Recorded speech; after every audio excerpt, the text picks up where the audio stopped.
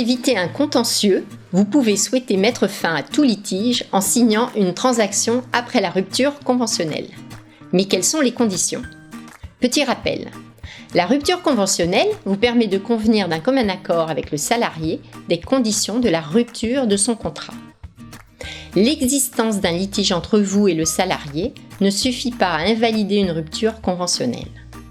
En cas de litige relatif à la rupture conventionnelle, un recours est toujours possible dans les 12 mois de l'homologation de la convention.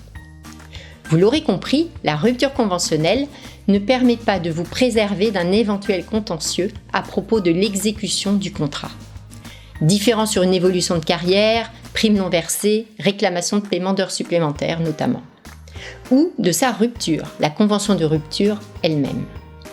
Toutefois, il est autorisé de conclure une transaction avec le salarié concerné à l'issue de la rupture sous 2 conditions. La transaction doit être signée après l'homologation.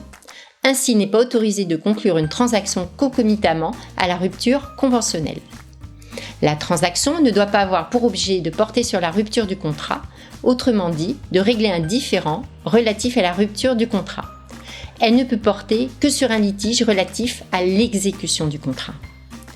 Ainsi, si l'une de ces conditions n'est pas remplie, la transaction est alors frappée de nullité.